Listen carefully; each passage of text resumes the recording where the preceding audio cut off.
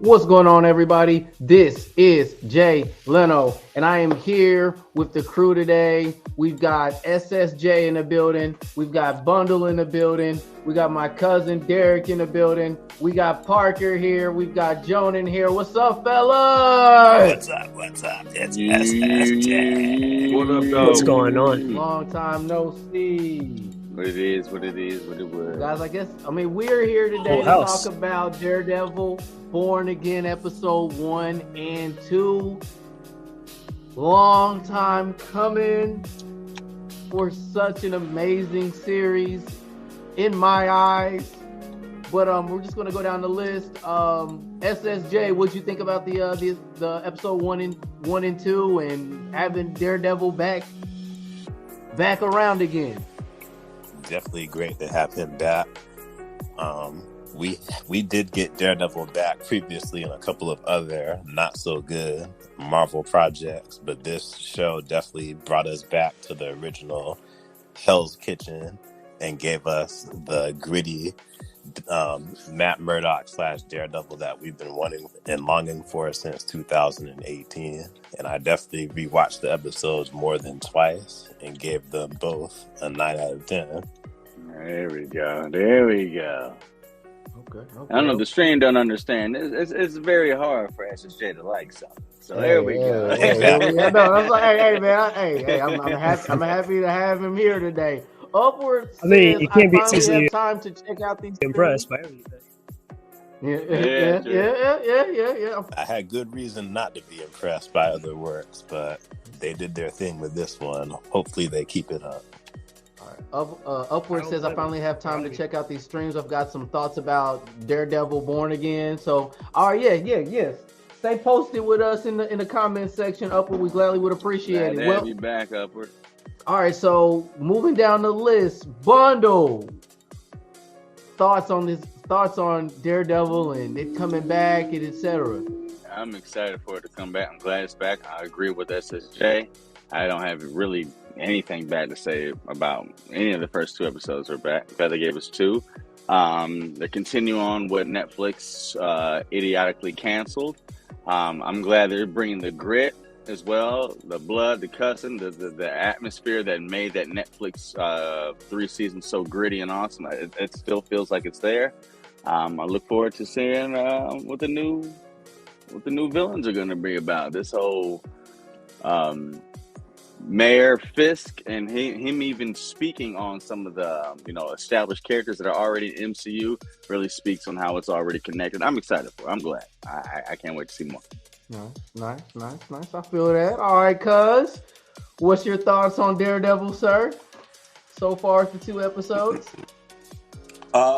It's okay. I don't think that it's as good as the Netflix series. It did start off with some weird shots. Like I said, I thought the fight scene was really weird and it wasn't done at the best angle. One thing that Daredevil Netflix did is that it really made you feel the fight scenes, almost as if you was actually in it and you felt every single hit. And I felt like Disney, with their higher budget, they had used a lot of CGI, and you can use CGI. You can use CGI in a good way and in a bad way. In this case, it was used in a bad way versus the original series. I think had hardly any CGI, and it was practical effects. And the way that it was shot, it was filmed in that gritty type of lighting, and I felt like the way that Daredevil was filmed in like this kind of like this Disney type of thing, and but I do have to keep in mind that this is still Disney. This is still a flawed system that Daredevil is under. So you can't really expect so much. You can't expect for it to be perfect. For what it is on Disney, I feel like it is great. For what it is on Disney, I feel like this is great. This is the greatest thing that they have produced, especially as far as the television shows goes. And so for them, this is like a win. This is kind of like let's say Buddy Hield's on our team for the Warriors. This is like Buddy Hield having a good game. You don't expect him to have a good game, but when he does, you're like, man, I'm happy that he had a good game. You know, so that's how I feel. That's disrespectful to the show, but I feel you. Objective take. I respect it. I don't agree with it, but I respect your take. My expectations for this is very low, so I don't go in there expecting that I won't see anything great. I'm just glad that I wasn't disappointed, and it kept my attention going. I was attentive through both of the episodes. Okay. Much respect. All right, Parker. Yeah, Glad man. to have you back. What'd you think? I enjoyed the Daredevil fight against Bullseye in the beginning. I think it was the right choice to kill off Foggy right away. It's a good source of motivation right off the rip. I like that they had Fisk become, mayor right away. Just rip that Band-Aid off. There's no need to draw that out, in my opinion. I like that they're teasing Muse. I think he's one of the dopest villains that's come around in recent years. Kind of a newer Daredevil villain in the comics, but he's dope.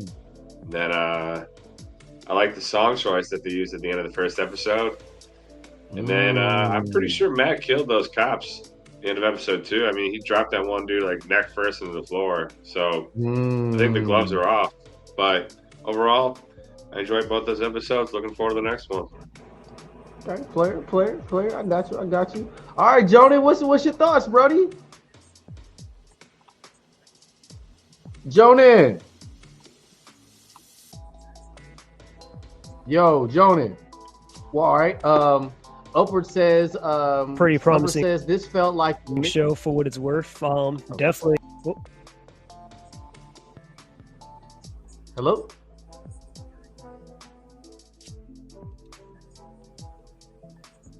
Damn, Jonah's going in and out, unfortunately.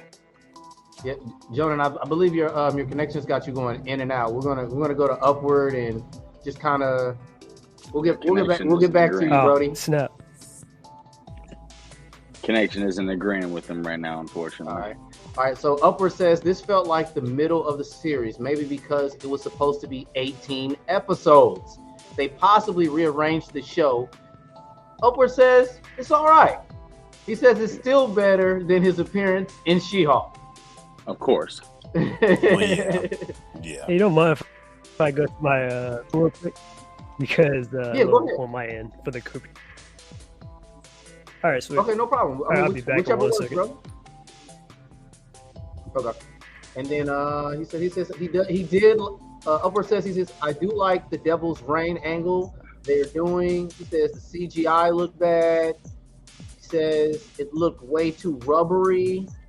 And then, hey, cuz he said the Buddy Hill of TV shows with the LOL. I guess Upward finds your joke hilarious. I didn't find anything you said funny at all, but it is what it is. I can partially agree with what your cousin said about the fighting sequences, because I actually, prior to the stream, I did go back and rewatch the first 3 episodes of Daredevil from season 1, and they do have a better way of making you feel more engaged. However, if we go to like episode 2, I know, but however, if we go to like episode 2, that fight scene where he pretty much killed those 2 cops was pretty much ripped out of the style of Netflix Daredevil. That was a solid fight. I mean, I will agree with you. Episode 2 was much better than episode 1. I thought that we were just talking about episode 1. Because that was the opener, and he was in his Daredevil costume. So I felt like that was the more impactful fight. And if you're going to open up with that, then I want to be in the fight, not away from it. And they probably did that because you get that. Because they wanted to focus on Foggy's death and Daredevil hearing the heartbeat, and maybe that's why. But I don't know. I just feel like it could have been done a little bit better. Like it was just like have you guys seen John Wick 4? Filmed it a little better. I don't know what else we would expect out of it. I mean, it was a solid scene. Yeah, I was okay with it, but I was okay with it. Filmed it a little better, I guess, shown it a little more clearly. Considering, but it's also a TV show, not a movie budget. But I had a problem with it. I mean, it gave you a lot of one scene I mean, I like the close it quarter showed combat. how Bullseye was killing people around him. It was filmed like a one conclusive scene through multiple different levels of that We're bar. gonna get into Lights those on, lights specifics, off, though. panned out, packed out. I mean, it was solid. I thought that's what we were talking about right now. Okay, my bad. I mean, we was reflecting on Derek's overview, but I didn't want to get into that much detail just yet of the episode because the first thing I wanted to talk about was how'd you guys feel about them them introducing us to White Tiger and his presence so far with they Easter egged us with White Tiger. What do you guys think about having White He's Tiger? already better than Danny Rand's cool. version. They showed. Already better than Danny Rand? And at least in this version that they showed, I know that he's not nothing compared to Iron Fist, but the White Tiger amulet and all that comes from Kunlun. It's separated into 3 different ways. He just has 1/3 of the amulet for the White Tiger. I have 2 takes for the White Tiger, actually. Okay. So on one hand, I think that he's really cool, and it's great that we have another Puerto Rican superhero that's being represented that I'm sure first most Marvel people won't. Hispanic Marvel character created. First Marvel Hispanic character created, which I'm sure other people that will Second watch Marvel the stream won't talk about, but Second that's Marvel. some diversity for us right there. He but on did. the other hand, I think that maybe we could have been introduced to him a little bit later down the road. Maybe not episode 2, but maybe episode 3 or 4, because we just got reintroduced to Daredevil. So I feel like maybe we could have been introduced to him a little bit later down the story, closer to when we get Muse, because right now we just got reintroduced to Daredevil, and he's still trying to figure out if he wants to do if he still wants to be a vigilante because of Kingpin's rules that he has set upon New York. Actually, I don't want to touch on that, man. What do y'all think? I was thinking it's because I already know who they want to show in this show as far as vigilantes and heroes. I feel like they went ahead and showed White Tiger as fast as they did is because they had to make it make sense of that his trial with White Tiger is going to be something that happens over a multitude of episodes. So you have to get him in right away, just introduce who he is, but maybe not make like his vigilante presence truthfully known until later on once he's exonerated. But you have to get him in now because Muse and Kingpin are going to be the true villains you have to worry about in the future of this series. So it's just established right now. Yes, this is White Tiger. This is who he is. This is what we're doing with him. This is why Murdock is on the case. It's almost a second, almost tertiary type of issue.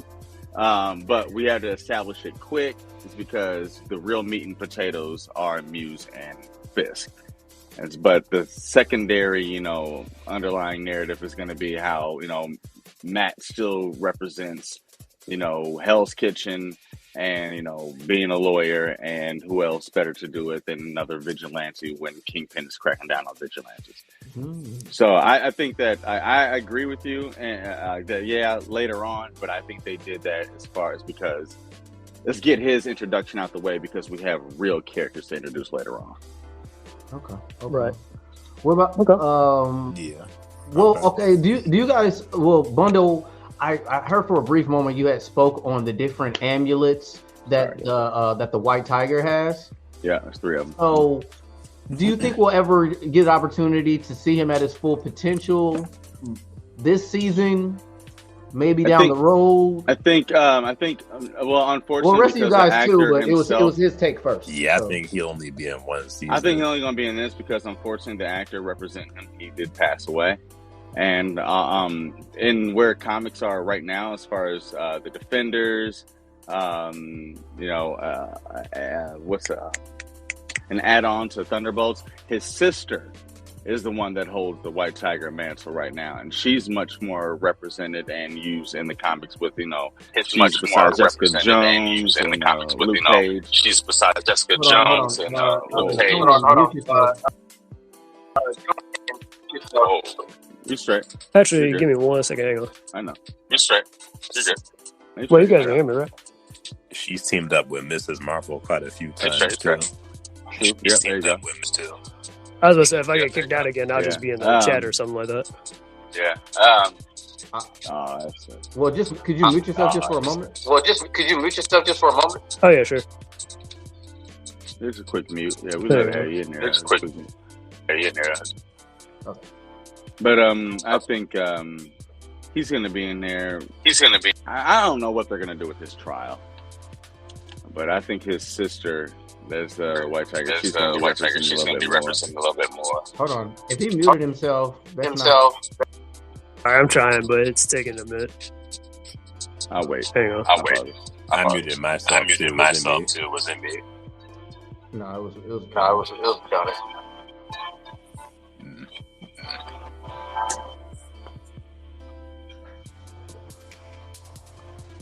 Okay. All right. I think the audio's okay. Okay. Nope. So slight echo. Hold on. There we go. Okay. We'll do it like that. All right. So basically, well, Parker, what you think? I don't really know much about White Tiger, so I was just kind of like learning from what you guys were saying. I don't really know about his character, to be honest. Okay, no problem. His majestic powers come from Kung Lun, same way. Mortal Iron Fist does. He was born from the city of San Juan, Puerto Rico. He eventually found his way to New York when he attended college at the Empire State University, where he found the tiger amulets that were the son of Tiger. Get him. So understand the comparison. Get him. There's two others. Get him. The amulets are green, white, and red. Get him. And then they changed it to be red, blue, and white. Get him. Oh, yeah. Yes. I do remember the Kunlun. Yeah, so he did have 3 tiger amulets, a head, and 2 paws that were worn, which were green in some versions and yellow in others. He also had... Really random. Do you remember that movie that Billy Zane was in as the Skull? What was it called? Do you remember what I'm talking about? You said Billy Zane as Billy the Zane. Yeah, Billy Zane. It was like what was it called? Not the Phantom Skull. What was it? He had a purple suit on. He had a skull ring. Phantom. Was it called the Phantom? It's the Phantom. It's the Phantom. My Phantom. Yeah, it's very similar to how that story is set up. Is how his is. You know how like the skulls give him all that power, whatever, but he kept one that was always the greatest one that was on his ring, whatever like that. That's basically how that works. There's 3 different amulets, and they're worn by 3 different people that basically are an avatar of that power. And if together, it kind of is. That's the correlation, anyway. Okay. Well, okay. There you have it. People who don't really know about White Tiger, and we'll maybe not see so much action this season, but I guess we'll get a little bit of lore because the female counterpart does a lot more in the comics than what his is doing. Okay, so they're paying a little homage in a sense. We see is just him just beating some guys up on TV from the 2 episodes. They showed the clip of him beating people up. Yeah, he's linked up with Hawkeye, Luke Cage, and Jessica Jones a lot, which there's still some, maybe that they'll be in this series. Hell, season 2, this season right here, when Fisk won the mayor, when they showed him in Times Square, I mean, if you pay attention to all of the advertisements on the side of Times Square while Wilson Fisk was talking, they had this big, Rogers the Musical. They had the Rogers the Musical, the soda can with, where Bruce Banner worked in the first Hulk. Oh, they had a whole bunch of soda from the factory. But they also had the exact quote from Luke Cage 1 with Cottonmouth and Mariah Stokes. From season 2. I missed that. It was the Harlem sign. It was the Harlem whatever like that. But it Harlem was Paradise. Yes, but it was the same quote and same sign outside that, which is now what Luke Cage runs at the end of Luke Cage and Defenders. Yeah, Harlem Paradise. Yeah, and so it's like, hey, is that going on? And old girl Dr. Jessica Glenn. Jones got mentioned Yeah, too. Jessica Jones. Dr. Glenn. She didn't one get that, mentioned, but her Jerry Hogarth, her boss, got mentioned when Foggy Nelson had a Yes, conversation yes. saying Yeah, the that he Hawk. used to work there. So that confirms that The Jessica Hawk. Jones exists here too. But also, what confirms her is Glenn, the one, the love interest that Daredevil is seeing right now. She also did not pro bono work, but she did therapist work for the law firm that hires Jessica Jones to look into Kilgrave, aka the Purple Man, which is, I'm not going to get in the way with it just in case what happens to her in the comic books happens in the show. I'm going to take that away, but Kilgrave, the Purple Man, who was Jessica Jones' main bane, has a lot to do with who Dr. Glenn is in Daredevil. Her being the psychiatrist or whatever, the marriage mediator, doctor between Wilson Fisk and Vanessa. I was like, damn, that was nice that they threw that in. And I was like, okay, that's new. Yeah, because that's going to complicate things between Matt and Fisk once he finds out. That's sick. I was like, okay, all right, that's cool. So I thought it was good. That was good. I like that. I threw that in there. They're going to add some complications to Matt and Fisk now for sure, and Heather. Shout out Jonan. I feel you hit right on, bro. Mm-hmm. Yeah, right on. All right, guys, let's get to the nitty gritty. Bullseye. What's you guys' thoughts to seeing that man in action? This is the spice of the life right now. This man. He's a psychopath. Shit was raw. Most of your and also, will it kill it for Disney to give him a accurate comic book suit? Like, come on, Disney. It can still happen. Yeah, I agree. Remember, Daredevil didn't even get his costume yet when he first appeared. But do you? Yeah, really but this started off like, why can't we just know that that's Bullseye? Like, it's like, oh, they're like so afraid of comic book suits. It's like, why? They gave him the Bullseye thing on his hand. They got away from the Bullseye in his iris or whatever. And I was like, good, that was kind of ass. But it's without the exception of the big giant bullseye on his forehead. I mean, they're looking at it as, okay, we want to give you comic accurate suits, but if this guy is a villain, wearing a big bullseye on your forehead isn't really. All right, Parker, have a go. We appreciate you coming in, Brody. Parker, talk to you guys soon. Yeah. Right, we gotta start these streams a little sooner, man. I gotta go. Hey, with the new job and shit, I got you, man. Yeah. Excuse me. I got you. I'll talk to you tomorrow, man. Yeah, Parker got that real company job. I got you. Well, but anyway. Well, I mean, okay, so because this might be an idea of mine. In the comics, they could go two different directions. Bullseye's vertebrae goes through a surgery, and I don't think they're going to introduce us to cognium, which was used in the comics. No, they're going to make it straight at it, man. Okay, exactly. So considering that they're introducing all these new metals, this is an opportunity, since it's all going down in New York, us in post Captain America Brave New World and the Thunderbolts coming in soon, and that all being down in New York, don't be surprised that he's going to be able to recover from his neck getting snapped. Well, he already recovered from his neck getting snapped because he was in court the next day. As soon as he got thrown off the building, they showed him like get up. He still got the scar on his face, from hitting the concrete. But he got up. That showed that cognium, aka should be adamantium, they just didn't have whatever the rights surgery for it. he got. He had already received back in that season 3's dulled ending the of kinetic Daredevil. impact of him landing, obviously. And with the stuff like the snap and things like that going on, I'm sure they'll probably just say like, "Oh, the material we used to fix his spine up back in the season 3 of Daredevil happened to be adamantium." Not going to get into that really, but the snap actually plays a lot into this because you remember Daredevil was in Spider-Man, but that whole Multiverse of Madness Doctor Strange spell that made everyone forget that Spider-Man was Peter Parker. I wonder how that affects Matt Murdock, because he spent time, because he represented Spider-Man to clear his name. It's like, and now all of a sudden, like, hey, you don't remember Spider-Man. You know what Yeah, I mean? And now probably we not. know that that's a canon, like whatever connection, because Wilson Fisk, it was like, he's going against vigilantes. Like, we don't need a gun toter with a skull mask on his chest. We don't need someone dressed in the Spider-Man suit, you know what I mean? Or spider suit like that. So obviously those are all connected. Dressed like And a so, spider. yeah, I wonder like how that works. But also, I'm not going to get into it because I know you actually have the Echo and Hawkeye part where you talked about. So I'm going to wait till we get to that. But his whole All right. getting shot in the eye by Echo and getting that whole cyber implant that has his whole.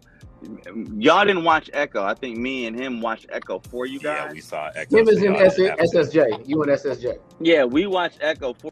But that. Thank you for torturing yourselves too. Yeah, that optic implant that he has allowed her to see, like, him doing sign language. But it's like, I wonder what else that optic implant allowed for him to have. You know what I mean? Because that should have been a game killer. I mean, that's why I still got the scar there. So I wonder what that does. I mean, because that's a big thing to kind of just get beyond. Like, oh, you got shot in the eye just to be able to learn sign language with Echo. Like, no. But to be honest, I don't even think he has that cybernetic eye anymore. I think he got surgery again to just get a regular glass eye that looks real. Because he doesn't even have that scar anymore that he had from Echo.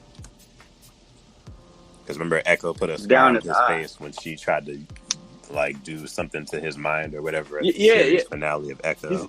He's got that red scar that goes here and that V scar, and then she did that little magic on him to go ahead and relive his whole trauma, which he even says in that therapy session with Vanessa. It was just like, I was cool, but I was broken, and it took months for me to go ahead and get to where I was now, and that allowed me to get to the point that he was, to be like, I need to be mayor.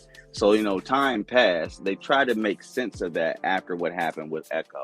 But when he took that bandage off of his eye and a cybernetic joint in Echo, it showed like Echo was able to look at him with her contact lens. She saw that he had a cybernetic fit in his whole side of his head, but he also had them joints in his arm, like he was stronger and shit like that. Like he had like cybernetic implants. Like go ahead and look back at that. Like when Kingpin gives Echo her stuff, like when he takes it off, he's got a whole cybernetic piece shit in his head, but his arms and shoulders and shit right here, he's also like he's developed, like he's got things inside of him that she can see. And I don't know enough about it, so I hate to speak so ignorantly on it. But go back and watch that episode if you guys haven't seen that, and it kind of explains why Wilson Fisk is lost weight, obviously, who he is now, how he got to that mindset that he is now. Well, I don't think that had anything to do with it, because the only time Echo was actually verbally mentioned was when Matt and Kingpin had that conversation in the. Well, she was also mentioned in the therapy session. No, in the therapy session, he said that he was attacked by a vigilante. That was Echo. It wasn't Echo. It was Daredevil. I mean, he was referring attacked to by season 3. He was attacked by Echo. He was attacked by Max. He was attacked by him as well. But it could have been Hawkeye, because remember, and Hawkeye as well. Run-ins with he him fought too. with Hawkeye as well. But So directly, the direct I don't think it was Echo, though. I know, but the direct conversation was why Vanessa and him that it drove a wedge. But no one else drove. Yeah, the snap Due to is the too. snap, But he was in jail, but then he was able to get himself out of jail and pretty much. You know how Kingpin is good with money and computers and things like that. So that's how he was pretty much able to delete his records and build his business back up. That led to the tracksuit mafia that we see in Hawkeye. He mentions that as well, too. He does mention that, but that was under Vanessa. That's actually not true. That was under Vanessa's rule when he was in prison. Vanessa is actually the one that went ahead and allowed the expansion of the tracksuits. She was the one that had it happen. He was in prison when that happened. The tracksuit was something completely different. They were already built up from the ground up. They were already there, bro. But bro, boys is going hard right now, yo. Hey, I'm about to wheel this back in. Hold on 1 second. You're paying attention to the things that you like, and you're not giving an F about what's already there. Like that's what you're doing. You I paid know, no, attention to all of it. but you're not paying attention to what's actually being said. Because you said the only time Fellas. that was not even that the whole thing was mentioned was in one conversation. That's completely untrue. They literally mentioned it in the psychiatric debate between them two that he stepped away for a while and said, "I stepped away for a while because I was broken. I tried to raise a daughter." He said that. They're talking about Echo. All right, And it didn't work for him. That was the reason he stepped away, and she became the I don't know. crime I boss saw that and episode stepped four into times. his. That Fellas, wasn't in that we're about conversation. She literally this said is that. going to okay, fellas. But what's your next topic, Jay Leno? Let's get back on All right. We're Let's get glossing all over right. facts. Thank I'm you. just saying, like we're glossing over I facts. She literally got you. said that. I got you. Let's go. All right, so at the end of the day, getting like when it came to Bullseye, I unlike you, cause I thought that fight scene was badass. I felt as though we got a opportunity to see the accuracy of Bullseye. Okay. Who's sneezing? What's going on? He's trying to hold in a laugh. He's trying to hold in a laugh. He's laughing at both of y'all. Ain't nothing that funny, but goddamn, all right. But we're just two comic book niggas that know we're talking. Yeah, we're just talking. I'm not trying to be funny. I'm not arguing. I mean, overall, like early going in. I never see Butto challenge before, so it's just funny. It's just like I don't know. It's just. Oh, it's always a good time. You see, this is why I tell you need to join the Discord. You get to see this every day. This is a regular day. This is a regular day. You should have seen me in SSJ when I was trying to defend What If. Yeah, you can't defend. I am not impressed. You should have seen us there. You cannot defend What If. We will always defend season 1. Always. Even season 1. When I saw the writer stand on who did season 1. the first 3 seasons. Damn it, fellas! All right. But Bullseye, what did you? What else did you like about Bullseye? So when Bullseye came in and popped the boy Foggy, like what was you guys immediately thinking? Like you know what I mean? How did that feel? How dramatic did that feel? Was that like a climax, or did y'all feel like, all right, it's about time? I've been wanting Foggy. No, I mean, and I thought it was gonna be Karen because Karen was supposed to have been dead. She was supposed to have been dead in season 3. Yeah, I thought it was. I thought it was gonna be Karen, and they popped Foggy instead. I'm like, all right, that hurts. But rumors said is that he might come back because they said that Foggy's been known to fake his death in the comics. Yeah, so he then he goes to the witness protection. Yeah, he knows it. Jonan says they also didn't adapt Kingpin's son, Richard Fisk, and he has a descendant in an alternate reality in Daredevil 2099. Okay.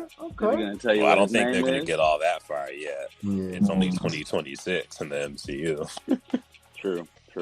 And Jonan agrees with SSJ about What If. We're not here to talk about What If. We are not here to talk about What If. What If is ass except for season 1. All 3 seasons were terrible. Season 1 is hype. That's why it got an 87% approval, and that's why they got okayed for 2 more seasons.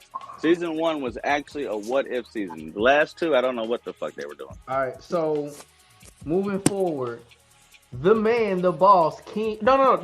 I gotta ask you guys this question before we get into my guy Kingpin. What's up? Oh wait! I still haven't answered about my Foggy question. Go ahead. Oh yeah, go ahead, bro. Foggy. I don't think Foggy's dead because we with you. We understand. He faked his death in the comic books, and also he's confirmed for season 2 or season 5. Whichever way you want to look at it. Bars. But he's in the next. Get him. They're gonna bring back that whole Elektra clan reviving. You know what? Or he never died to begin with. Yeah, probably like that one guy, and his heart did stop in Daredevil. Matt thought that he was dead, but then he was revived later on. Just never told him that he was alive, and went into witness protection. That could happen, but simultaneously, it's like they never even intended to have Deborah Ann Wool and Oh Boy's character even come back. So it's like maybe the first episode was just paying homage. This is how we're wrapping up your love for season, for Netflix. And now we're getting to what we want to do. We got to go. That's what it is. That's why we got the new characters. Yeah, it's like let's wrap this up because we know how great these 3 seasons were on Netflix, and let's give you the fans some closure because we're picking up from there. And now that we're giving you that in episode 1, now come with us. Now we got some shit for you. That's what I I feel don't like. think that's the case at all because they had writers come in, the regular old Disney writers, do their little Disney bullshit, and they had to bring a whole new team in. So I think that they're cleaning up the story. I think the story is very, it's not clean at all because they're trying to undo all the Disney-fying that they did originally. That's why it took so long for it to come out. But guess what? There's a They lot could of have did reasons, something. but If they wanted to do something, they could have just left Foggy and Karen alone and let them still be by Matt's side. they could have. Well, I mean, but for all we know, her saying take care of yourself, going back to San Francisco, she'll come back seeing Whisk and Fisk BS, and then Foggy comes back, and if that happens, then we're good. We ain't got a leg to stand on. We're straight. Do you right back guys where think that these new side characters can replace them? Like No. No, and Absolutely then not. they're not supposed to. They're not supposed to. Are you speaking on just like the continuity of what people embrace, like happened from Netflix? When you say Well, replace, it seems like these two side characters are very beloved, and so I'm wondering, like, do you guys see the potential that, well, maybe even though they're bringing them back, maybe there's no need for them to bring them back by the end of the season? Do you think that we'll get to that place? That's with where the new I side am. characters? I don't see the need to bring them back. They do, I understand, but I don't see it because I just feel like I said, I don't want to be redundant. I just feel like they just only gave them in the first episode to give us closure for the 3 seasons that everyone fell in love with on Netflix. I really think they're going to move forward and, like, if anything, connect Jessica Jones and Luke Cage and the Defenders on where we are right now in the MCU. Everything with Disney Plus is meant to be connected with the MCU. So I hope you're right because I like Jessica Jones and Luke Cage. And I think that they'll bring them back, but those are more worthy characters to bring back. You know what I mean? Like, show Foggy and Karen where you did. Okay, that's cool. Where they're Matt Murdock's past and Hell's Kitchen, that's fine. But I would more so develop your future going through. Like, you know, where Kingpin out, he grows with Punisher, Spider-Man, the Young Avengers, Hawkeye, all stuff like that. It makes sense to push that narrative going forward. Cause I'm gonna keep it a buck with you. I think everything that's going on in New York and these characters, there's not going to be like any stories or any shows after Daredevil. We're going to go to the West Coast, and don't forget Wonder Man's in development, and they're probably going to be moving towards like giving us a Easter egg of the West Coast Avengers. We'll probably see She-Hulk again as well, and Shang-Chi. I agree with that. I also kind of think that there's going to be some sort of mention of the rise of the Thunderbolts. It's because when they did that whole city skyline pan out, you really couldn't see like the Avenger Tower and stuff like that, which is at this point in time in the MCU being reconstructed, redeveloped by Contessa De Fontaine. You know what I mean? The one that's going to control the Thunderbolts and stuff like that. So I think that's going to run. It's going to. I understand how that won't. You know what I mean? Y'all like Kingpin, the Thunderbolt headquarters, Contessa De Fontaine, all that being in New York at the same time. He's starting this whole, law against vigilantes and costumes. I don't know. See how that works. We gotta see how even Thunderbolt Ross and the Hulk fits into that. What time period is that? Has he became Red Hulk yet? Is he in the raft? Is he locked up? I don't know. Well, you got to remember, Brave New World was supposed to come out after Thunderbolts, but they switched everything up. That's why when you watch Brave New World, Bucky's there, which he was never supposed to be there. He was just added for weird. to promote Thunderbolts. Yeah, he's supposed to be a senator. And I wonder how that's supposed to all work. So, like, by the end of Daredevil, it'd be interesting to see how their timeline, aligns with Brave New World, Thunderbolts, and what's going on now. Yeah, I definitely think there's going to be a time jump. Well, guys, let's get back into talking about Kingpin. Like, what's your guys' overall opinion on his performance? William, he's it. He got it. Even in those terrible like Hawkeye and Echo, which were both terrible. Even in those shows, he still gave a great performance. But this performance that he gave in the 2 episodes of Daredevil Born Again definitely were reminiscent of the Netflix days, and he gave off that charm and intimidation, especially when he talks to people. Especially when you talk to the police commissioner trying The to police retire. commissioner, He's yeah. eating that sandwich that he didn't like, and then showed the old He's like, the legitimate sandwich child. is disgusting. I was like, that's cold That sandwich, it was disgusting. It was disgusting. So that's but that scene was cold blooded. When that cop looked at the shit, you saw like the despair, and he had a little napkin being tucked. And you saw, I was like, there's the old Kingpin. There you go. I like that. All right, big question. It did kind of threw me off that he was eating that Philly cheesesteak because I was like, aren't you supposed to be on a diet? And then he was like, and then he threw that out it was there. disgusting. Yeah, I like that. Yeah, because it was like what that symbolized to me, and I'm gonna go deep right here. So Kingpin is on this transformation type of thing with himself. He doesn't want to be the drug lord or the kingpin as everybody knows him to be. And I believe that he really wants to do good in his own way. And part of him making this transformation is the diet. And you guys know that I'm a bodybuilder. To go through a diet takes mental toughness, and it takes a certain amount of fortitude. And a lot of the times you have to talk your way into doing something that you don't particularly want to do and not giving in to weakness. So like if I have a pizza, right, and I say, oh, this pizza's really good, that's me giving in to that weakness versus me just having my regular chicken and rice. I'm saying this is really good because this is giving me one step closer to getting me to the new version that I want to be in better shape. Kingpin wants to reach that new version. And so him eating that cheesesteak, it might have tasted good. But him saying, it was disgusting. It was saying, I'm not giving in to this weakness. The old me has died. I'm going to the new me, and I'm becoming a stronger version. So that old me was disgusting. I'm going forward. I looked at him being disrespectful, but I feel you. Yeah, I liked it. I like that. I agree with Jonan. Despite how great his performance was, he did kind of get cut by his wife.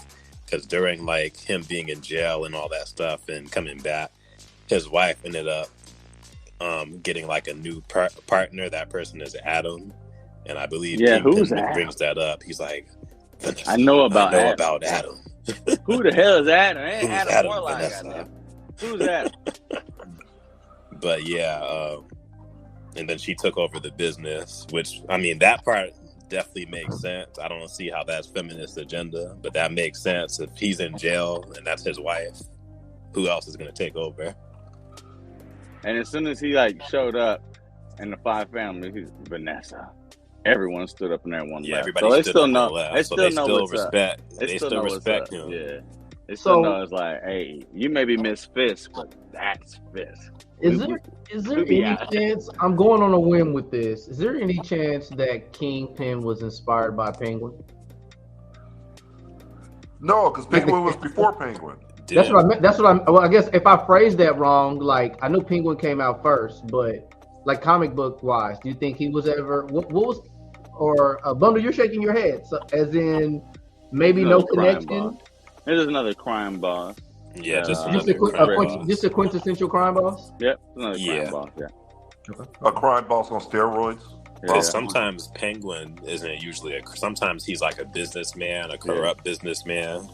Dude, Black Mask, not always a crime boss. Black Mask has more connections to Kingpin than what Penguin would, as far as similarities were. But no, I don't think. I mean, you could always. It's always debatable as far as inspiration, but no. It's just like you need a Kingpin for this character. You need an antagonist to the protagonist, vice versa. That's who Kingpin is, and he's able to fulfill that role for multiple different heroes, whether it be Hawkeye, especially Daredevil, and especially Spider-Man.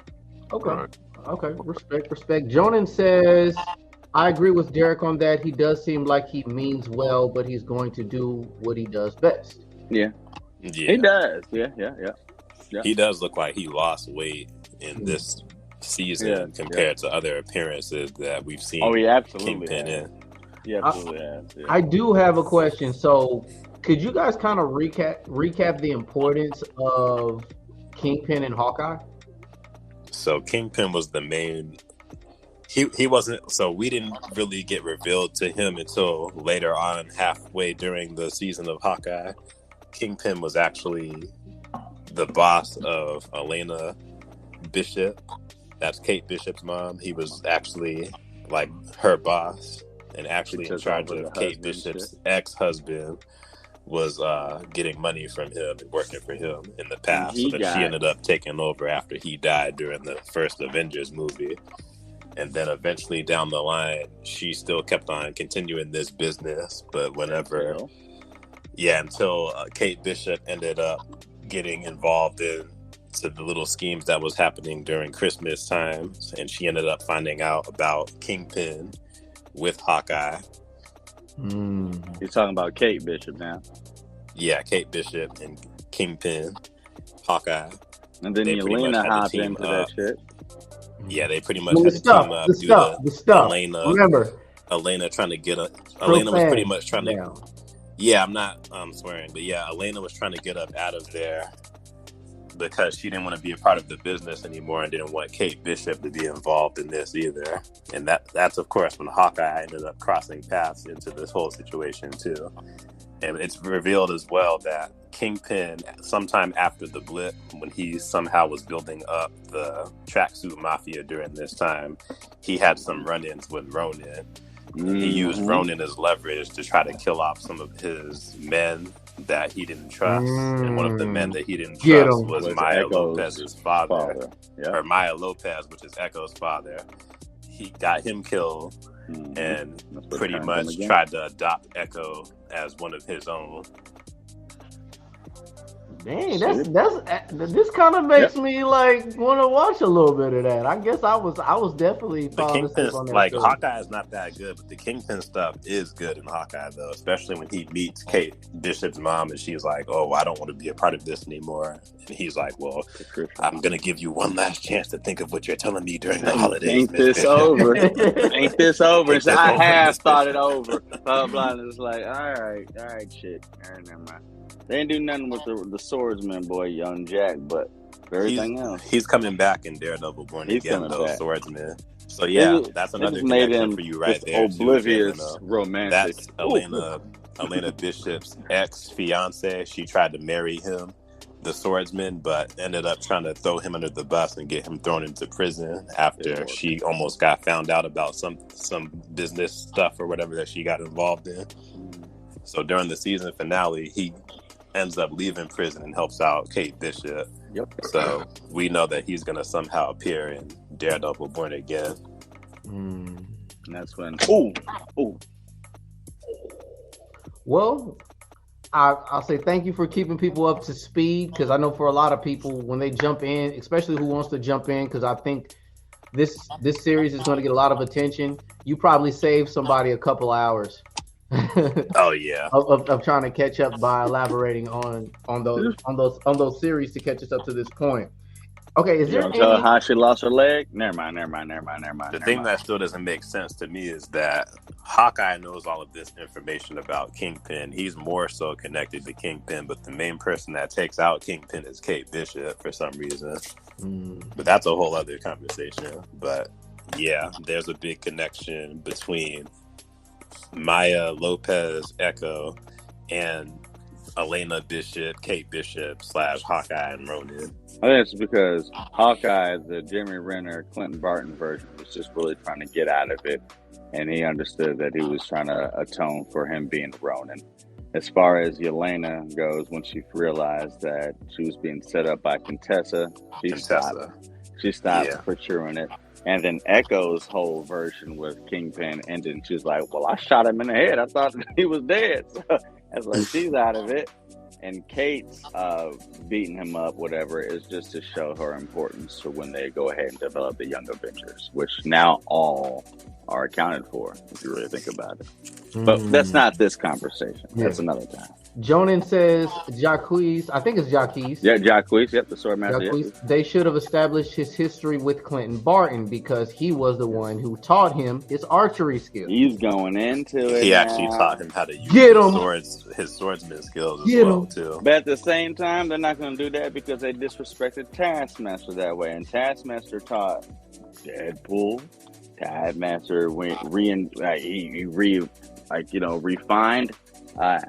Hawkeye skills. He been in the lab with Punisher. Dude, Taskmaster Tony Masters is that dude, and what they did to him and made it Antonio Dreykov is a crime. Let's just hope that the real Tony Masters is somewhere. I hope that Taskmaster dies in Defenders and Tony Masters comes. You mean Thunderbolts? Thunderbolts, yeah. That's what I meant. I think we're all prepared for that to happen. Is it okay? Jumping back in, is there any possibility that Kingpin could help Bullseye get out of jail? There's no reason for him to, but it's possible. Because somebody like Kingpin, he's always willing to get his hands dirty if that means he's gonna accomplish his goals without actually having to get his hands dirty. Like if he knows that he could just get Bullseye released from prison and pretty much hire Bullseye to go after Daredevil, knowing that Bullseye might just come after him like he did in the previous season, he might just still do it. Hey, SSJ, you hit it on the nail for me because I think that's what's going to happen. So, like Matt Murdock, he had to fight with the police now, right? I think to solve this case, to free White Tiger, he might be forced to be Daredevil. Because since the police is fighting dirty, he's going to have to fight dirty. And the only way Matt Murdock fights dirty is by being Daredevil, right? Kingpin might find out about this, and then he's going to be like, okay, well, I need somebody. If they don't want to, follow my rules and regulations, well, I need a hitman. Then hence Bullseye. And Jonah just said the same thing, Derek. So I think we're all on the same page on that one. Thinking the same thing. I got another way to look at that ending scene with Matt screaming in the very end. With the assumption that Murdock killed at least one of those cops, correct? Because they made a point to show that cop getting slammed on his neck. He got his neck broken. Yeah. And they made a point to show that. So what I'm also looking at, they also made a point to show that when he got kicked and hit, that his blood hit the floor. You know what I mean? And they showed that. Now, there people were sitting there saying, "Oh, that's symbolizing whose blood?" The devil. Matt Murdock. Remember when he was getting beat in the apartment? Right. Okay. They showed his blood hit the floor and pull. Now, they did that for a reason. Now, I'm thinking this. He is a high-profile lawyer. He just killed 2 NYPD detectives in a cop killing case with his blood now on the scene. Mm-hmm. Now, will that now be a problem? And so like that, because they just showed him screaming at the very, very end. But it's just like, you can't just cover up the fact that there's 2 dead cops in this apartment right here. So that's going to get investigated. You being the lawyer and this other cop investigation with a cop's death, and now if they find your blood at the scene and the witness, all stuff like that, I just wonder why it's just like, yeah, they showed his nose bleeding and it pulling on the floor. It's just like, maybe that was to show that, hey, the devil in Hell's Kitchen is back. This symbolizing him not giving an F anymore. He's breaking that persona. It's like, I looked at it that way first, but it's simultaneous at the same time for it being a legal show, evidence, all those things happening. Right. What if that's something that's introduced in the end? Like, I got this guy who is the innocent bystander that actually can, attest that this guy was innocent. It's like, at the same time, we found 2 dead cops in his apartment. And on top of that, his representation, your blood was there as well. So now what's up? You know what I mean? You're literally questioning his screaming at the end because that screaming was an epic moment. And so it was an epic moment. I think that was like the devil coming back. But I also feel like Or They was don't. They it don't him do. They saying don't. like, "Oh man, like I'm in trouble. Like I'm in I trouble. don't Like necessarily this is think not it's in good." trouble. I don't necessarily think it's in trouble. I think it's him slowly allowing the devil back in because he's retired. That's what I think where that scream came from. That primordial, yeah, whatever. But I also Okay. think that they zoomed in on that blood splattering on the floor for a reason. Otherwise, it's just like, oh yeah, that symbolizes the devil's back. There's more other reasons, more other ways to visually, represent that. Hey, he's getting over the edge again. I think that shows that I got my client out of here. You guys, you were coming to kill this guy, and also that whole Punisher tattoo means something as well. Yeah. I think that symbolizes like something like they really went ahead and showed blood Yeah. smeared on the floor. Like they took time to show that. And if those cops are dead, forensic, that's got Matt Murdock all over it. The conflict of interest, kingpin, a high stakes lawyer, defending a cop killer while cops are dead, and this apartment. God, it just raises so many holy flags that Right. makes the show so much interesting upon bringing in other villains and stuff like that. So I just look at that as another oh my gosh moment. I just wondered if they'd do anything with that. I know that's a long point to make, but I just think that's going to come up again. I mean, I like it. I'm all for it. Jonan says that reminds me. I think they'll probably out-reveal Matt Murdock as Daredevil at some point, like in the comics. I think that. I think Kingpin has proof, and they live in a world with people with superpowers. Yeah. I feel like that scene is. I think they might come back because there's no reason to zoom in on blood and smearing for as long as they did. Okay. On a crime scene. T. O'Neill says, I don't know if any of you caught it or not, but there was a nod to an Ed Brubaker story in episode 1. The building number 468, number 88. Secret Life of Foggy when he Nelson. went into protective custody. Yeah, he went to protective custody. Because he got stabbed in the chest when he actually got stabbed in the heart.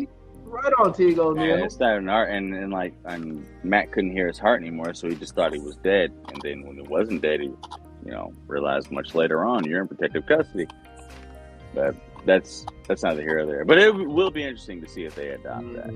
Hey, Bondo, something just hit me because I was still pondering on what you were saying about the fight scene between Matt Murdock and the cops.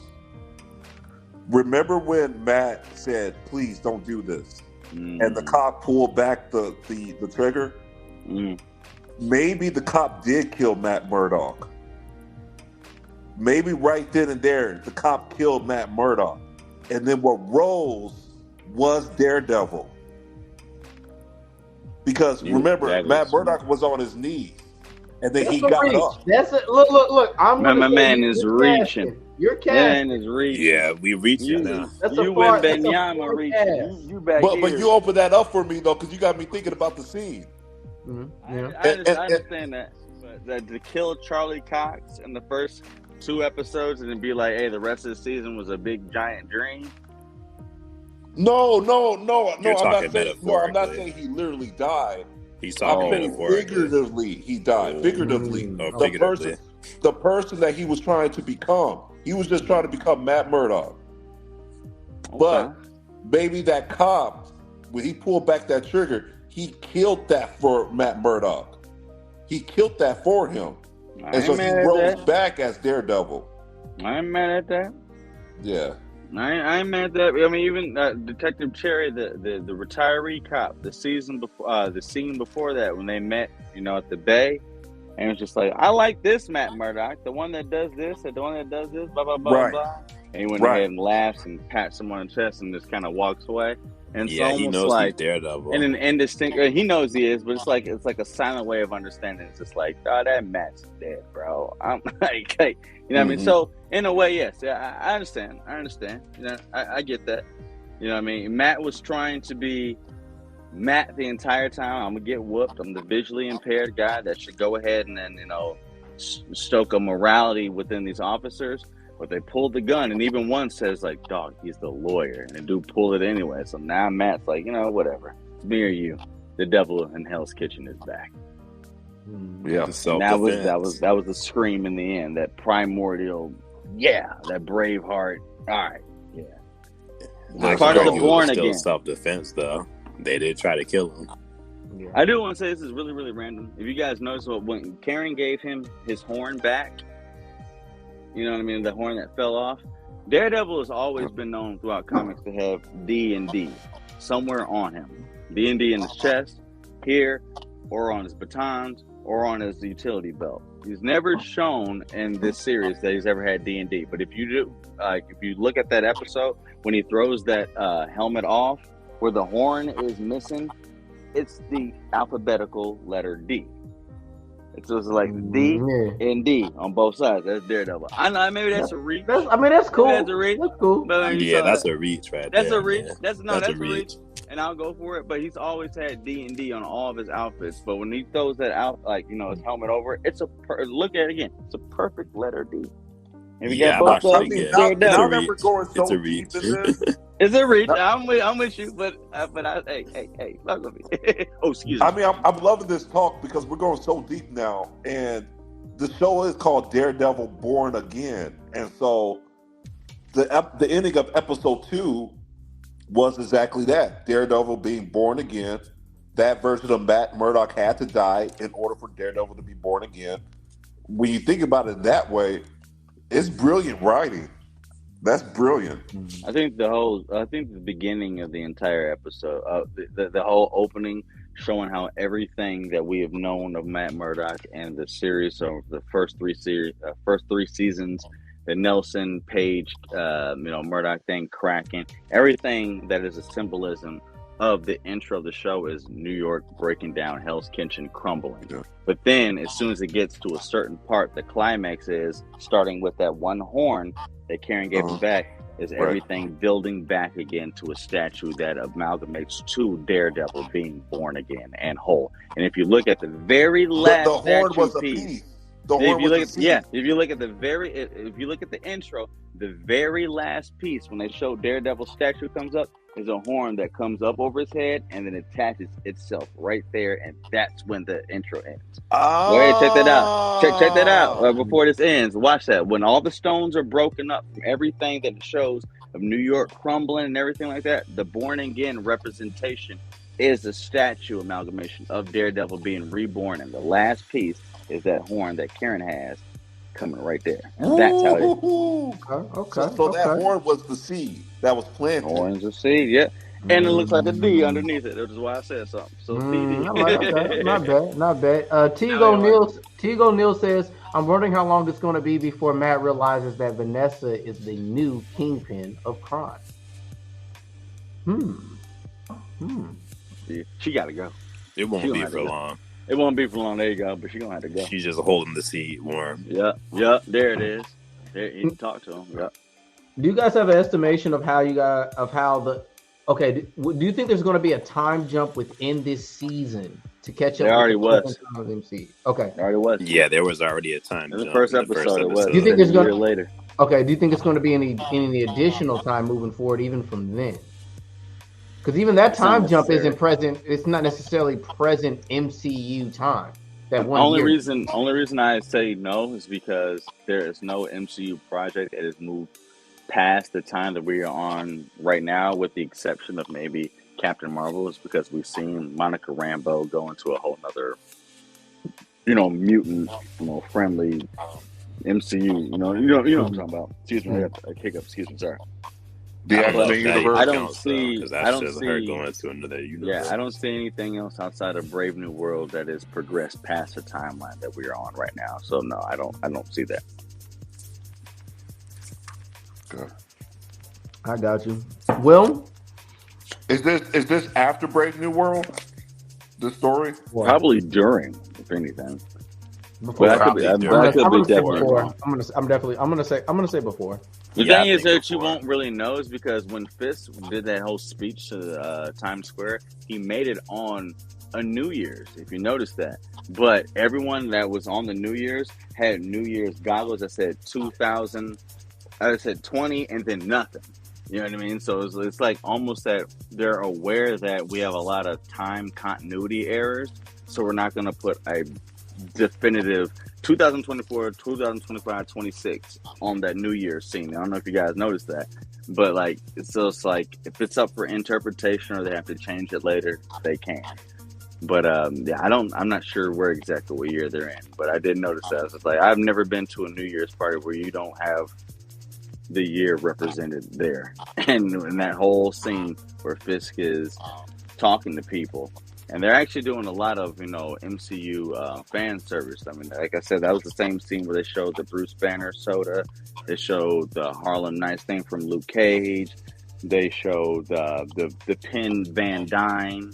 They showed the Foundation, which is from Ant-Man. Showed the Foggy, what is it? The Foggy Nelson and Murdock and Page symbol. Yeah, they showed all that in that scene. They showed all in that scene, but they didn't give away what year it was. Because I feel like the Eternals, the time jump with Thanos, and a lot of the TV shows with like Wanda shit kind of makes that wonky. So if they need to go ahead and fix that in the continuity correction, they're going to leave that open-ended. So that whole New Year scene, it just says 20 and then nothing afterwards. So you don't know if it's 2023, 24, 25, 26, 27. So. If I had to guess, it definitely takes place after Echo. So whenever Echo takes place, it's after that. That's what I would think. So, is there any opportunity of Void substance being implemented at the end of this season? Because eventually we have to get to that point, or we're just going to get all this in Thunderbolts. All in Thunderbolts. It's not happening. It's going to be in Thunderbolts because there's the effects of a Hulk president have to take precedence here. The whole Secret Invasion show happens after this. That president before him literally declared war on all off-world combatants and people, so Skrulls, as Guardians, anyone who was not a part of.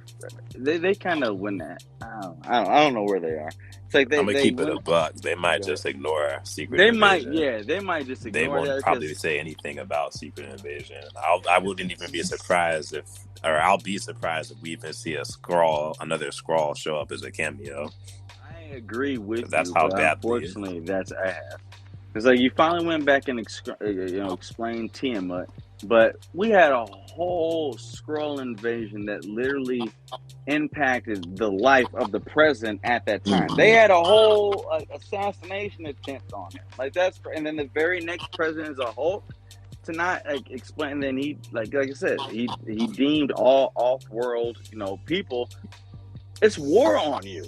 You know what I'm saying? You got a whole Asgardian race over there. What is that? Like Poland, Nova Scotia, wherever they are. Like that, and all these other aliens and shit. So it's just, excuse me. There's a lot of things. Oh, he cussed. There's a lot of things to address. I don't know where they're gonna start. I don't know even if Daredevil's show is even a big enough platform to even acknowledge a Celestial or a Skrull. So we'll see. Yeah, it might be because I think this is going to be Disney Plus' biggest hit. As far as Edge, it's got it. As far as Edge, yeah, it's going to be there, but considering everything going on in New York, and they're going to have to go back to this because Thunderbolts is about to come out in May. Yeah. So that's why I'm like, okay, maybe they're going to give us some sign. So maybe some politician, something's going to end. Something's going to have to pop. Yeah, because even in that trailer, the Thunderbolts, they show like them building the Avengers Tower again. It'll probably be political. It's not going to be something. It's going to be something that might go over some people's heads, probably my head. But we might see like a politician pop up out of nowhere. If anything, you might just see something show up on like a newspaper or something. Mm-hmm. I think y'all are getting too overzealous and excited on what they might show, because this show is meant to be grounded for the most part. Yeah. They're not trying to branch out and show off anything else in the MCU, because this is meant to reintroduce Daredevil and potentially show off other Street Fighter characters. And believe it or not, I don't know if y'all knew this, but Hawkeye was actually supposed to make an appearance in this show, but something ended up happening. So that's why we have instead the Swordsman come in. And believe it or not, we actually have Miss Marvel's father making an appearance in one of the episodes. Oh, I wonder how that's going to work with the Muse. Some questions I was asked: is there any possibility that we're going to run into Punisher or U.S. Agent? I think they Definitely may be not U.S. mentioned. agent, I don't but think Punisher, U.S. yeah. Agent, but Punisher will absolutely be mentioned. But uh, I think we also have to understand where the Muse is going to be into this, because he's already been introduced. He was the one that was 1 second. painting. Teague said that the time frame should either be 27 or 2030. 30 is a little. Yeah, I don't think it'll be 30 is that a little far. too far ahead. 2027 is understandable. I think we're at 2026. We're in 2026 right I think now. we're in 2026. 2027 is understandable. 30 is a little too far ahead. But like I said though, they've already announced and showed that the Muse is going to be a major villain here, and he's already, in my opinion, has already shown himself. When they were Melissa, Dr. Glenn was having her little, whatever, when people were clapping for her, reading her little book, whatever, she's like, excuse me, stuff like that. And that one man came to her and was just like, I'm really having trouble. Like, do you have whatever like this? And she gave him the email address. His name was Bastion in the credits. That's who the Muse is, which is the guy that has all those issues, the one that was painting the dual Kingpin portrait on the side of the wall in the first and second episode. And as a villain, he's also the one that has that Bansky type of, street vendor art approach where he uses actually human being parts and puts on display body parts and paints with blood and stuff. Oh wow! So he's actually going to be the big villain. I think he'll be introduced by probably episode 4. I think maybe even Kingpin and Daredevil might even have to team up, temporarily to even take him down. Take him out. I think he might end up causing some trouble for both of them. He definitely is, and him being an artist and stuff like that, I think he's going to have a connection with Vanessa. And Vanessa being an old arts dealer, you know what I mean? The whole, that whole painting that Kingpin was all about, the rabbit in the snow, they got blood on it, blah, blah, blah. Her whole thing was an arts dealer. So I think him doing art like Bansky, I think he'll have a correlation, a connection, maybe even a kidnap of Vanessa that forces him to work with maybe Matt Murdock. I don't know. We're throwing stones. Oh, but you know what? Jay Leno, even though I don't think it'll happen at all, because I think they're just saving him for Thunderbolts, I do think it would be cool to see Bullseye and U.S. Agent meet each other. Because if you've seen Falcon and Winter Soldier, how unhinged John Walker was at first, and then if you've seen season 3 of Daredevil, how unhinged Bullseye is, imagine those two just in the same room together. That would be crazy. Poindexter. Poindexter I and don't know U.S. if Agent. the Muse is going to continue into season 2. Dude, that would be a good meeting. I just thought about that. Yeah, it's possible. It would be a good meeting. Because there's no way you introduce Bullseye just like that to throw him off a building and put him in prison forever. He's coming back. Yeah, he's coming out. Well, he's supposed to make another appearance. That was only his first appearance, and they said that Wilson Bethel's Bullseye is known. He's supposed to have 2 appearances at least on Daredevil Born Again, so he'll be back in another episode. It's crazy how much he looked like Sebastian Stan when he put on that Daredevil costume. Y'all remember that in season 3 when you only see the bottom part of his mouth? Maybe yeah, he looked good in the suit, like Sebastian Stan, and he looked great in the suit. He looked just like the Winter Soldier, and I was like, remember the villainous grin that he would give while wearing that Daredevil costume, and then would try to shoot somebody with guns. Hello, Karen. Like that, hello, Karen. Hello, Karen. Or when he came into the room to fight off against Daredevil for the first time, he's like, "Who are you? I'm Daredevil." Yeah, no, he said it so menacingly. Dude, I didn't. He wasn't creepy to me, and I felt a lot of.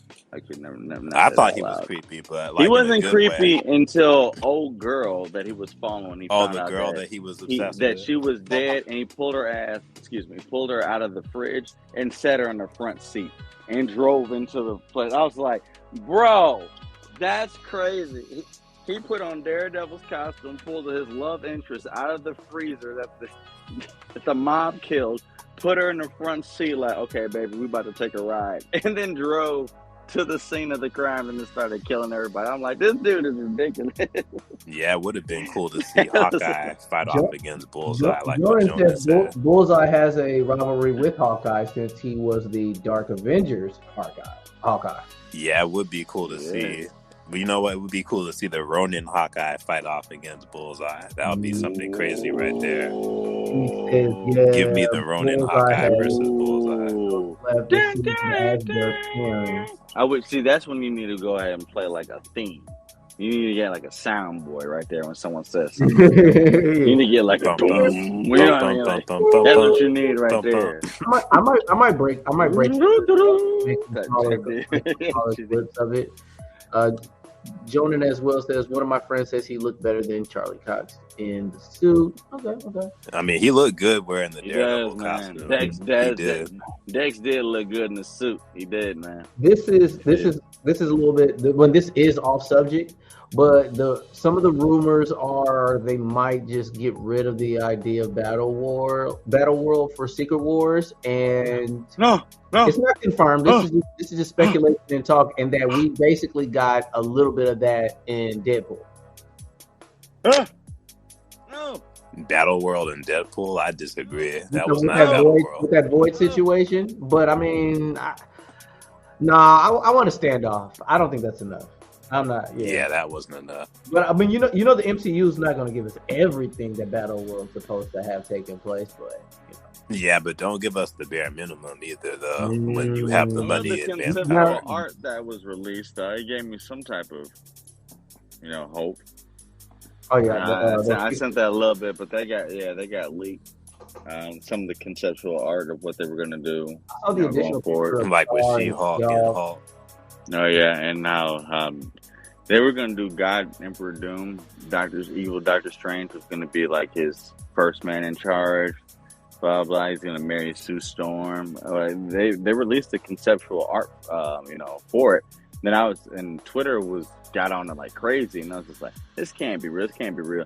But then the actual Marvel Intel HQ people started flagging everything for it. I'm like, hey yo, what's going on? And then 3 people that were actual working there that aren't working there anymore was just like, yes, that is the conceptual art that they use, but now they're going to different versions. So don't, get too excited about what you've seen there, but that was the direction they were going. And I'm like, and that's what I sent to you, Jeff. Yeah. And I wanted to let you be the one that broke it on your Discord. But if you went to there's like 17 different conceptual, pictures that were going to be canon. It was like, this was the direction y'all were going in? Really? That's actually not bad. I hope you guys adapt some of this. I mean, because they were really going the Secret Wars, route. Like Thanos was coming back. They were going God Emperor Doom. They were doing Sue Storm being his wife, Doctor Strange being his second in command. Maestro was there. What happens with White Vision?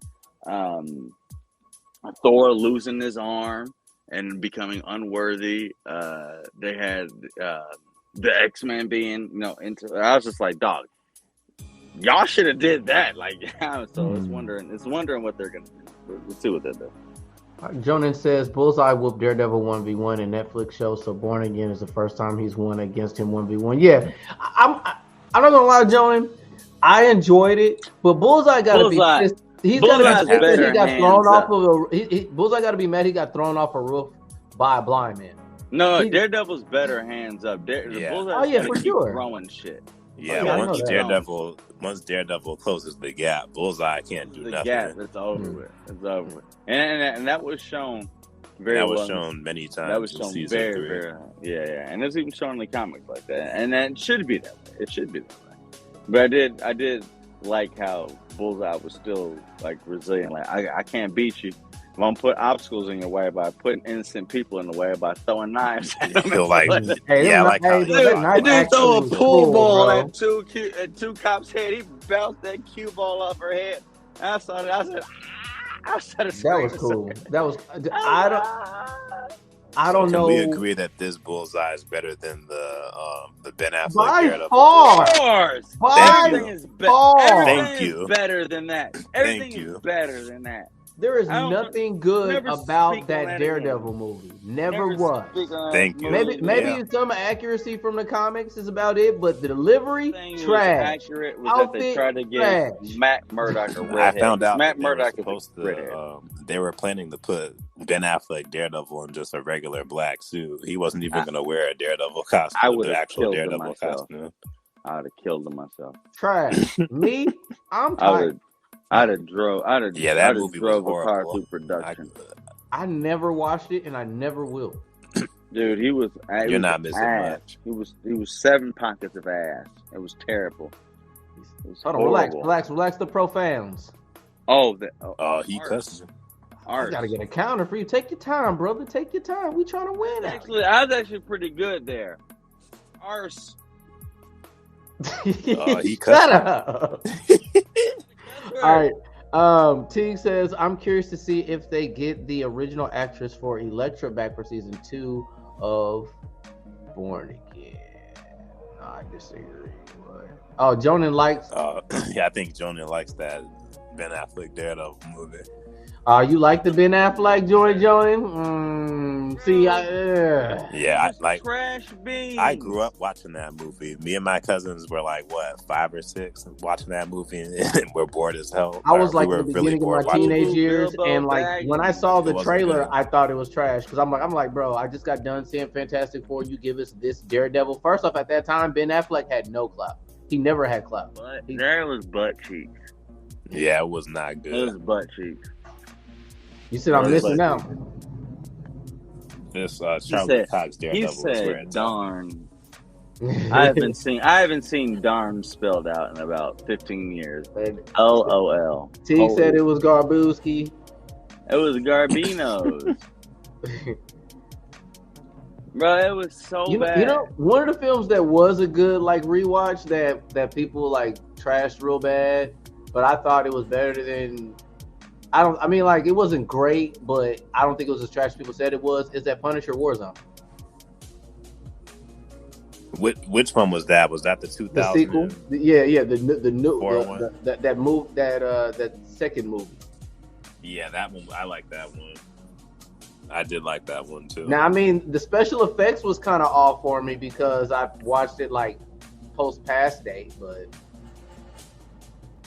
Dude, Denver just hit a 3 with. Never mind. Sorry. thank you.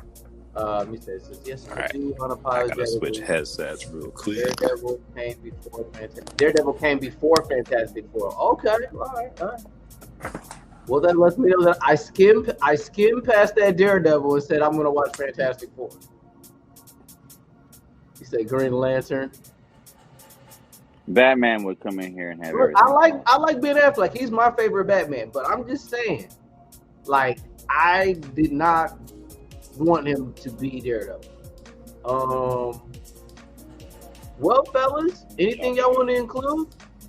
What do you think that pothole episode 2 that Fisk got out of his car and said, "I need you to feel this right here and now"? I was sitting there going to be like, "That's a sinkhole," but it was on a highway that was raised above ground. So who do you think caused that? Was that from the Spider-Man No Way Home film? When Doc Ock went ahead, hello Peter, like that, because it's not on the ground, so to be a sinkhole, who caused that hole? That Again, might be the case. I know that's something like not even to pay attention to, but I looked at that too. And I was like, Well, that's it is an something to pay overrized attention to. highway. I'm like, that's not even on the ground. Who caused that? That looks like when If that's Tom the case, Holland. I thought this was before that Spider-Man film, so that would confirm that Is it before No Way Spider-Man. Home? But I would argue that is because remember Matt Murdock was Spider-Man's lawyer in that film where he caught the brick. but technically Peter's not supposed to exist, so they didn't really answer. He's not only supposed to exist because of Doctor Strange's the wish he made in the spell. He does exist. It's just that no one remembers that Peter Parker is Spider-Man, which would include that Matt Murdock. That's supposed to have happened before all this. So holy. So now obviously Spider-Man is a part of this universe because Wilson Fisk even acknowledges him. Because we're not tolerating vigilantes dressed in spider suits. So this happens after that. Something to understand. SSJ, what'd you think about that? I don't think he's probably getting his headset together. She-Hulk is obviously something that's happened as well too. I think we're gonna see but that. I don't think Red Hulk. I think Red Hulk is happening like adjacent to it, like simultaneously at the same time, and then maybe we might get, the realization or the occurrences of what happened at the White House with the Red Hulk, maybe in the last few episodes of the season, or I don't know. I'm not sure. Jonan says he exists. People don't remember him in general until 2023. Argument. What timeline is this taking place in? So then, if that's the case, because it's clearly after Thanos snapping. If that's the case, that's way after 2023. Because in the opening scene of Endgame, when Captain America is held in a therapy session with the Russo brothers, shows you that.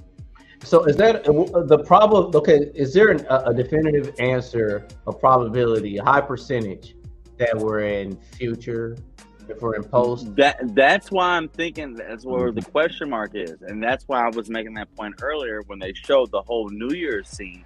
They only have 20 on their goggles and stuff like that. It's like Marvel is understanding that there is some discrepancy of what year we should be in, and because we've made so many different things that we can't even get the continuity right. So we don't want to put 2024, 2023, 2025, whatever on that.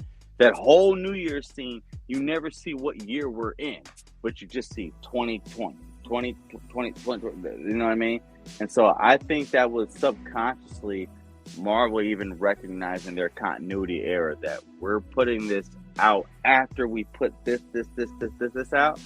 And so if we have to now rewind and like retrack, like, hey, when did this happen? Well, we never gave you a definitive time limit because when our New Year's scene, all we had was 20s on everything. So if it's 2025, 2026, 2027, sue us. We never, you know what I mean? That's kind of how I feel. Maybe I'm looking too much into that, but Marvel, they did too many topics, too many different, projects at the same time with too many different directors and too many different animators and producers without really keeping in mindset, okay, they're doing this at this time limit, they're doing this at this movie, they're doing this after this show. They just made what they were supposed to make because the demand was that high. And now after it's made, it's like, okay, now let's figure out how this fits into the time period. Okay. That's how I feel. Okay. I'm cool. I'm cool with that. Well, guys, I was going to conclude this stream, which I'm really proud of having with all you guys tonight. I'm flattered. The whole crew came in today. I definitely appreciate everybody, especially in the comment boxes, guys. Hit that like button. I gladly will appreciate it. Anything you guys want to include before I end the stream?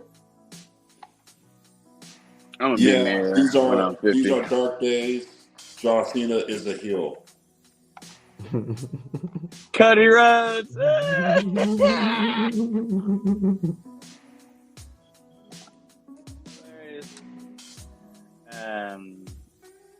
got a lot more to add, but I'm gonna reserve it. But like I said, I'm gonna be married when I'm 50. Vote for me. Okay. I will. Is Thunderbolt the last Marvel project this year? Oh, this year? No, because I believe a TV series on Disney Plus will be coming afterwards. But as far as I don't think it's going to be major motion pictures, or what would have been another. Yeah, Thunderbolts. Thunderbolts is going to come out. Would it been 2 years since they've said they were filming Wonder Man? You're right about Wonder Man. I forgot about him. They're gonna have at least 2 more Marvel movie. I was thinking TV show. Wonder Man is going to be a TV show. I think they'll have 2 more movie projects with the inclusion of. Wow, I literally just said it. What just happened? Excuse me, I literally just said it. Forgive me. Anyway, I think they'll have 2 more TV shows and 1 more movie after Thunderbolts movie. There you go. Sorry. What you guys think of the Spider-Man series? I loved it. You know what? I'll be honest with you. I have not seen that one. I haven't started it. I didn't watch it. I was watching some other TV shows, and I've really, really been on my Invincible. Obviously, you know I love Invincible. I'm catching up in Invincible, and I just recently caught up to Common Side Effects. Invincible is my joint. I have my gripes about it, but I also have my love for it too. So. I might give it a shot, but right now I'm probably looking at next episode. Well, actually, I take that back. Last episode covered the Invincible War, which is what me and Jonan and Namikaze were talking about that we were looking forward to. And last episode was that. So I'd say look into it. I have my issues with the animation talent that they put forth the show. Knowing what X-Men 97 and Creature Commandos put forward, I thought that Amazon could have done better. But regardless, I still love the Invincible story. And it's worth a watch. Well, guys, thanks again. Just another reminder to hit that like button when the stream ends, guys. Yes, sir. I'll see you guys till next time. Watch out for Conquest. Jonan, I hear you. And by the way, on my channel in the description, if you go to my channel, I have my Discord link in my profile. If you wanted to join us on these discussions, hop in the platform or just nerd it up. We pretty much stay in contact with each other every day, all day, 24 hours. Thanks a lot, guys. Have a good night. My boys. See you guys later. See you in the Discord.